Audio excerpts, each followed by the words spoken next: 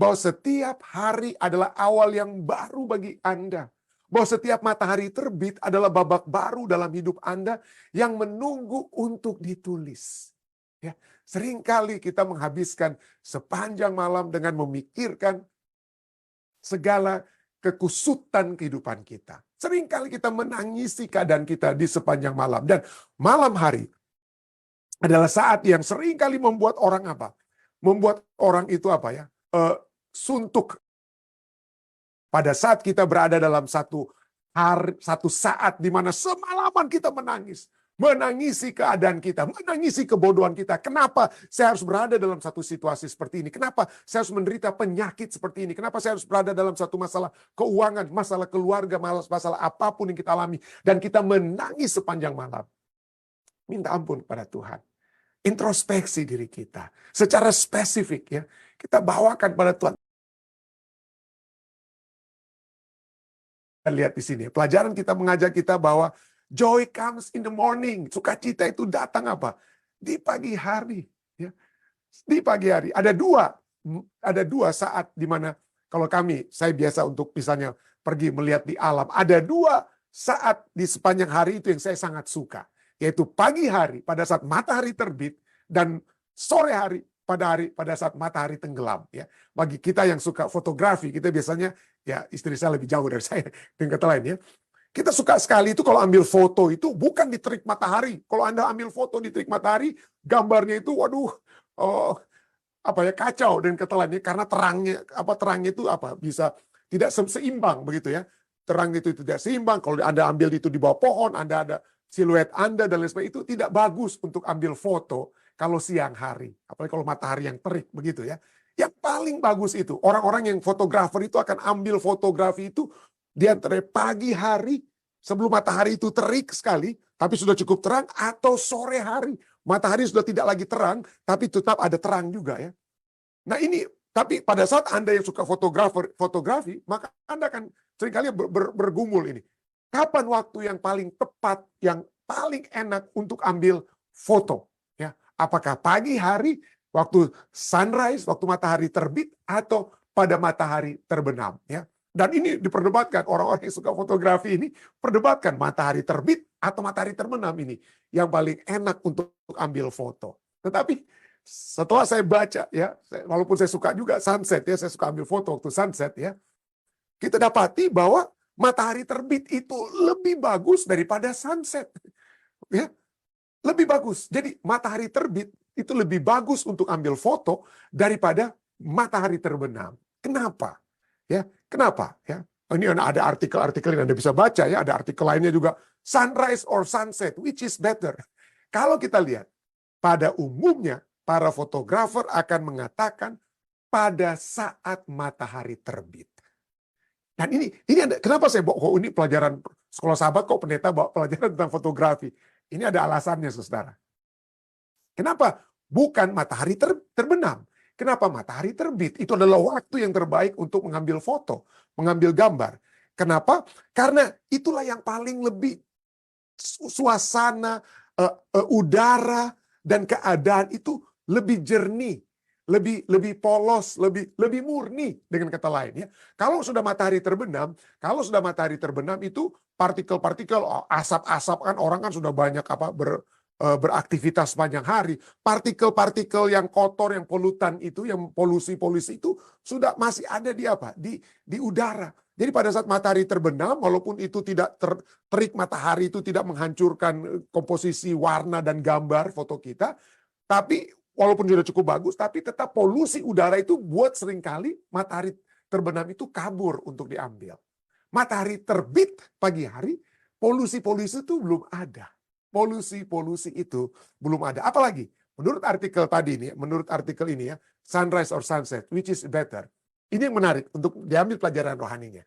Pemotretan pada saat matahari terbit, sunrise shoots, pemotretan pada saat matahari terbit mempunyai manfaat karena lebih sedikit orang yang berkeliaran, betul juga ya, lebih sedikit orang yang berkeliaran, Anda bisa ambil objeknya lebih bagus.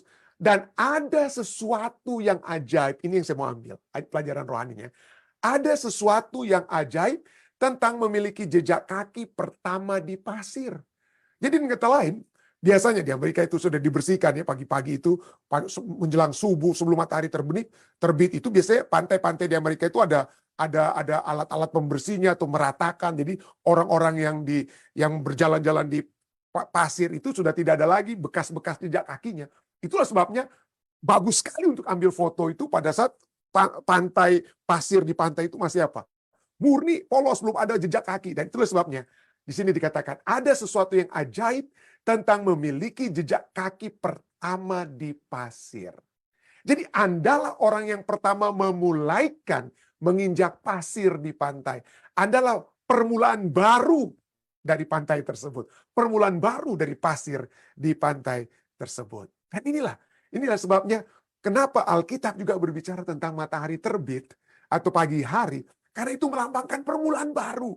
Anda akan memulaikan sesuatu yang baru. Andalah orang pertama yang memiliki jejak kaki di pasir yang baru dibersihkan. Atau mungkin bukan hanya orang pembersih, di Indonesia pun mungkin walaupun tidak ada pembersih, tapi pada saat ombak naik surut pasang surut dan lain sebagainya itu membersihkan jejak-jejak kaki yang ada di mana?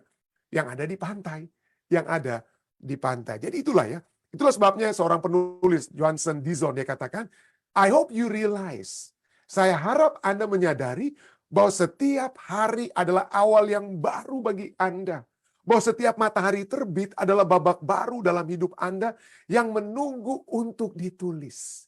Ya, seringkali kita menghabiskan sepanjang malam dengan memikirkan segala kekusutan kehidupan kita. Seringkali kita menangisi keadaan kita di sepanjang malam. Dan malam hari adalah saat yang seringkali membuat orang Membuat orang itu suntuk istilahnya atau bermasalah. Kenapa? Pertama, karena Anda sudah capek. Kedua, karena selain Anda sudah capek, Anda itu sudah tidak lagi melihat terang seperti adanya terang sinar di sepanjang hari, matahari. Mungkin Anda ada lampu, tapi tidak seterang pada saat ada matahari. Jadi itulah sebabnya kegelapan itu menimbulkan beban mental yang lebih kuat dari kita sehingga malam hari itulah yang biasa kita menangis. Kita menangisnya malam hari, tidak heran.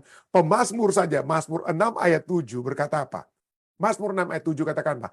Lesu aku karena mengeluh. Setiap malam aku menggenangi tempat tidurku. Dengan apa? Tempat tidur itu kita genangi. Dengan air mataku, aku membanjiri ranjangku. Setiap malam pemazmur katakan dia menangis. Dia menangis. Ya. Sekali lagi, kurangnya sinar terang. Ya. Kurangnya sinar terang. Lalu karena sudah capek dan lain sebagainya. Kita lebih orang bilang moody. Lebih gampang galau gitu hatinya. Ya. Coba Anda lihat. Ini kalau Anda mau research, tolong research. Kenapa banyak orang di state-nya di Oregon ya, paling banyak orang bunuh diri di Amerika Serikat itu adalah dari segi negara-negara bagian itu adalah di Oregon.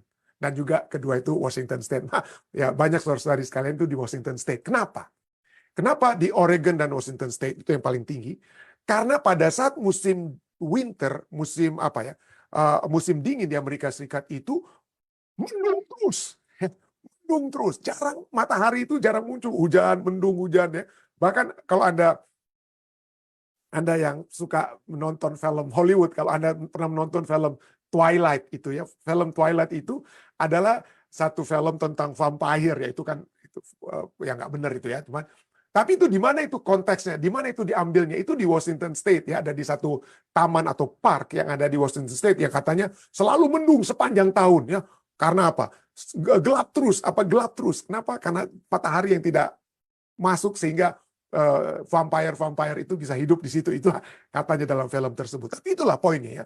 Bahwa karena kurangnya matahari, kecapean dan lain sebagainya, itulah sebabnya malam hari itu menyebabkan orang semakin galau, semakin bermasalah dalam kehidupan mereka.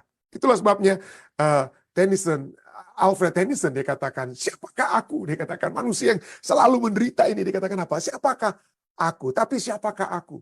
Aku adalah seorang bayi menangis di malam hari. Seorang bayi menangis meminta cahaya. Meminta cahaya. Dan tanpa bahasa apapun kecuali tangisannya. Dia berbicara tentang manusia yang selalu bergumul dengan masalah-masalah kehidupan. Bagaikan manusia Itu manusia-manusia itu bagaikan bayi di tengah kegelapan hanya bisa menangis, mencari solusi dari masalah kehidupan kita. Bahasa yang terkeluar, bahasa yang diucapkan bayi itu tidak bisa berbahasa untuk minta tolong seperti help, help atau apa. Hanya dengan menangis. Itulah manusia. Tapi kita semua tentunya mengalami saat-saat yang penuh dengan tangisan tersebut. Penuh dengan satu keadaan-keadaan, masalah-masalah yang seakan-akan tidak dapat kita keluar daripada permasalahan tersebut, ya. Tetapi firman Tuhan berbicara ada jalan keluarnya. Walaupun kita mengalami masalah yang kita buat sendiri, walaupun kita telah berdosa sekalipun, ada jalan keluarnya. Ya. Mazmur 30, kita fokus kita saat ini. Mazmur 30 ayat 6 katakan, apa? Sesaat saja ia murka. Allah marah, sesaat saja. Tetapi seumur hidup ia murah hati. Sepanjang malam ada tangisan, menjelang pagi terdengar sorak-sorai. Nah, pada saat kita membaca Mazmur 30 ini, kenapa Allah murka pada saat ini? Kenapa? Ya, kalau kita ingin mencari konteks daripada Mazmur 30 ini. Kenapa Allah murka walaupun hanya sesaat? Ya? Kalau kita membaca, saya cuma ambil beberapa ayat. Kalau Anda membaca 1 Tawarik 21 ayat 1 sampai ayat 22, dan juga 1 Tawarik 22 ayat 1 sampai 6, Anda akan melihat satu peristiwa di mana Daud melakukan satu kesalahan. Dia tidak bertanya kepada Tuhan, tapi dengan kesombongannya dia ingin menghitung. Ini orang Israel itu sudah banyak nih. Jadi seakan-akan apa? Iblis, ya, bisikan iblis untuk membuat dia tinggi hati datang kepadanya. Mari kita baca. 1 Tawarik 21 ayat 1 katakan, iblis bangkit melawan orang Israel dan ia membujuk Daud untuk menghitung orang Israel. Wah, berapa banyak nih serdaduku dan sebagainya, untuk kebanggaan bagi Daud sendiri. Kalau Allah yang suruh nggak apa-apa. Ini dia mau sendiri dengan lainnya. Dengan mendengar bisikan iblis untuk jadi sombong begitu, ya. Tapi kemudian apa yang terjadi? Tuhan murka ya. Hal itu ayat 7 katakan, hal itu jahat di mata Allah. Sebab itu dihajarnya orang Israel, banyak yang mati itu oleh sebab perbuatan Daud yang salah, yang disetujui juga oleh orang-orang Israel tersebut. Matilah mereka. Jadi orang itu dihajarnya orang Israel. Lalu berkatalah Daud kepada Allah, aku telah sangat berdosa. Inilah Daud kita, ya. Sombong, ya. Angkuh, ya. Tapi sadar, ya. Sadar juga dia. Artinya, itulah perjalanan kita semua. Kadang-kadang kita pada saat-saat tertentu kita dekat dengan Tuhan. Waduh, kuat iman kita. Pada saat, waduh, kita jauh sedikit dari Tuhan, ya. Waduh, lupa kita apa yang firman Tuhan sudah katakan kepada kita. Tapi pada saat itu, kembali Tuhan ingin supaya kita berbalik. Dan Daud berbalik. Aku telah sangat berdosa karena melakukan hal ini. Maka sekarang Tuhan, jauhkanlah kiranya kesalahan hamba-Mu ini. Sebab perbuatanku itu sangat bodoh. Raja ini, itulah dekat di hati Tuhan. Kenapa? Dia sombong, dia melakukan dosa, dia berbuat kesalahan. Tapi dia bertobat. Dia menyadari perbuatannya. Dia menyadari kebodohannya. Itulah sebabnya dia orang yang dekat di hati Tuhan. Dan kita lihat begitu indah. Mazmur 30 ini telah apa, ya? Kita dapat pelajari, ya. Mazmur 30 ini berbicara tentang adanya kontras demi kontras. Apa yang manusia lakukan adalah kebodohan, tapi Tuhan, kejatuhan manusia Tuhan angkat. Ada yang naik dan turun. Mazmur 30 ayat 4. Tuhan, Daud katakan, Engkau mengangkat aku dari dunia orang mati. Seharusnya aku mati, ya. Oleh sebab pelanggaranku banyak orang sudah mati, tapi aku juga seharusnya mati. Tapi Engkau mengangkat aku dari dunia orang mati. Engkau menghidupkan aku di antara mereka yang turun ke liang kubur. Jadi ada yang turun, banyak bangsa Israel saat itu yang mati, 30-an ribu mati saat itu. Mungkin karena mereka tidak bertobat juga, ya, pada perhitungan itu, ya. Jadi mereka turun ke liang kubur, tapi pada saat kita bertobat, Tuhan mengangkat kita. Ada yang turun, ada yang naik. Turun dan naik.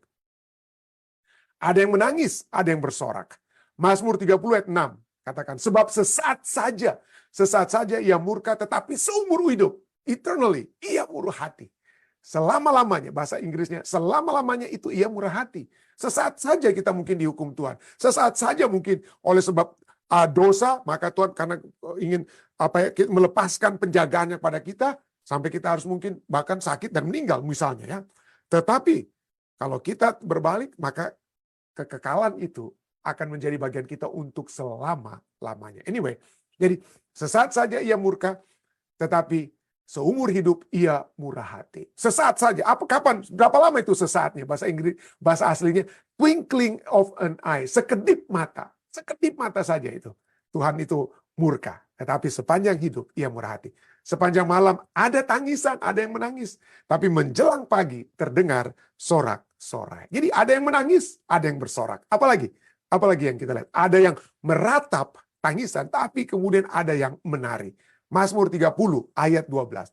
Aku yang meratap telah kau ubah menjadi orang yang menari-nari. Kain kabungku telah kau buka.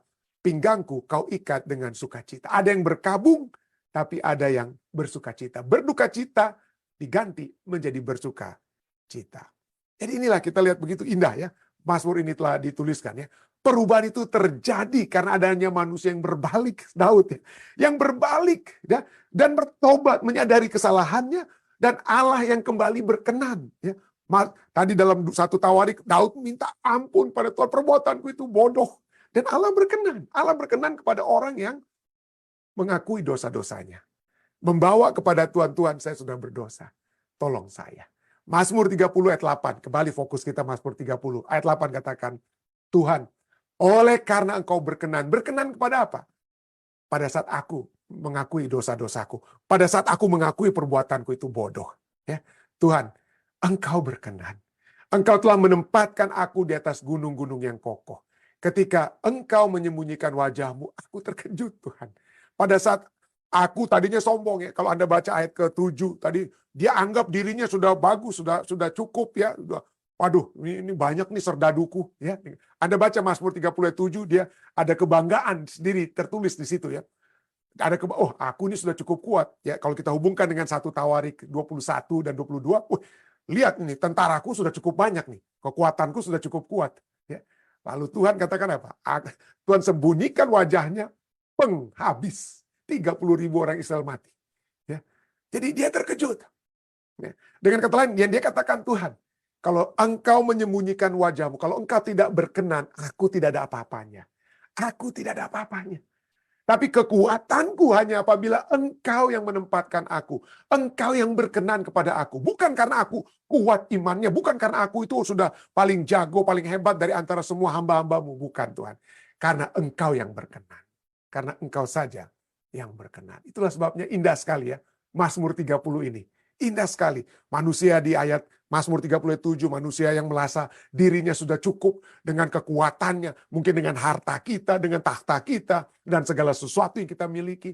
Tapi pada saat kita memiliki semuanya itu, dan Tuhan menyembunyikan wajahnya, seperti Daud dikatakan, ketika engkau menyembunyikan wajahmu, aku terkejut. Aku KO dengan lain ya. Dan tapi pada saat kita mengakui dosa kita, Tuhan berkenan. Ya, dan kesembuhan yang Tuhan berikan oleh sebab kebodohan-kebodohan kita, itu adalah kesembuhan dari sisi fisik dan rohani. Yesus pada saat dia menyembuhkan orang, dia tidak katakan bangkitlah, berjalanlah, atau melihatlah dan sebagainya. Tapi dia katakan apa? Bangkitlah, berjalanlah, dosamu telah diampuni Tuhan. Jadi ada kesembuhan fisik, bagus. Dan terlebih itu adalah kesembuhan rohani. Pada saat kita berada dalam satu saat di mana semalaman kita menangis. Menangisi keadaan kita, menangisi kebodohan kita. Kenapa saya harus berada dalam satu situasi seperti ini? Kenapa saya harus menderita penyakit seperti ini? Kenapa saya harus berada dalam satu masalah keuangan, masalah keluarga, masalah apapun yang kita alami. Dan kita menangis sepanjang malam. Minta ampun kepada Tuhan. Introspeksi diri kita. Secara spesifik ya. Kita bawakan pada Tuhan. Tuhan, ini dosa spesifik saya. Ya mungkin Anda tidak bisa bicarakan itu mungkin secara umum ya, seperti Anda minta untuk didoakan di acara kita. Tapi biarlah setiap saat kita berdoa kepada Tuhan, kita isi doa tersebut dengan, kita selalu bawakan di Jemaat Vistak ya, doa pasti ya, pujian kepada Tuhan. P, pujian. A, akui dosa kita. Kita mengakui dosa-dosa kita, akui segala kesalahan dan dosa-dosa kita. Lalu yang S, pasti itu, S-nya, sesama. Kita doakan orang-orang lain, jangan hanya doakan diri kita. Lalu yang T-nya itu pasti dari kata T, terima kasih. Kita berterima kasih atas apa yang Tuhan sudah berikan. Dan I, yang pasti dengan kata I, huruf I-nya itu adalah ikrar. Apa yang mau kita janjikan pada Tuhan? Tuhan, saya mengakui kebesaranmu, saya mengakui dosa-dosamu. Saya mendoakan sesama saya berterima kasih kepadamu. Inilah ikrar saya Tuhan. Saya ingin untuk dekat dengan Engkau, untuk memiliki hubungan yang lebih baik daripada kemarin. Jadi sepanjang malam mungkin kita bisa menangis, tapi pastikanlah kesembuhan Tuhan akan apa ya? Kesembuhan Tuhan akan berikan.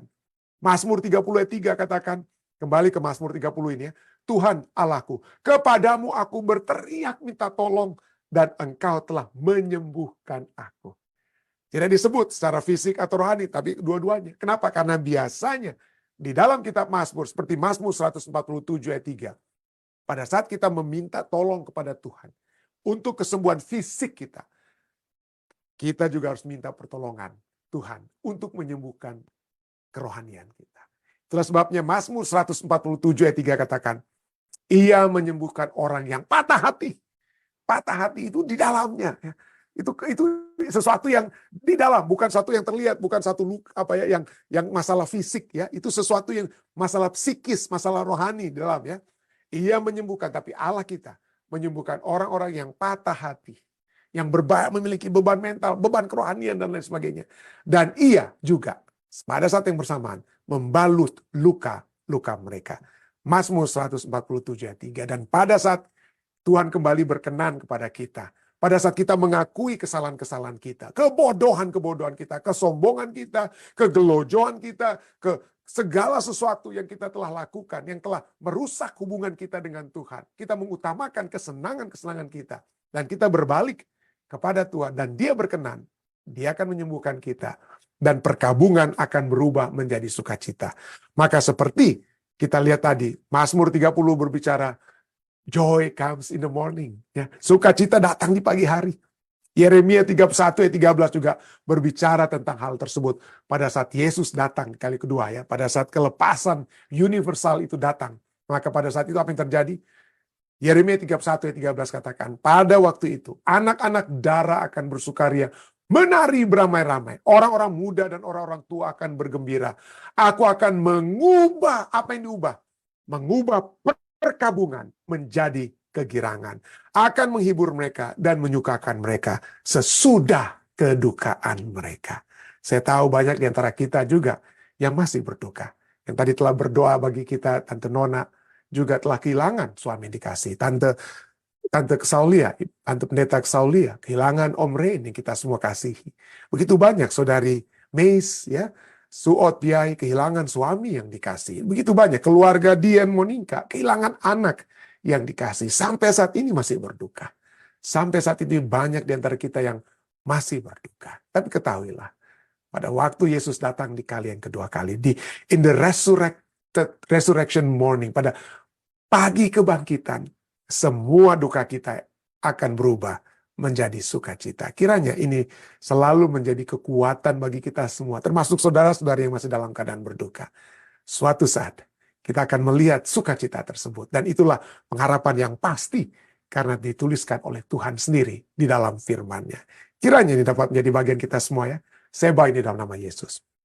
Selamat bertemu kembali, selamat tahun baru bagi saudara dan saudari sekalian yang kembali pada saat ini di tahun 2024. Kembali dapat bersama-sama ya, di acara ibadah kita.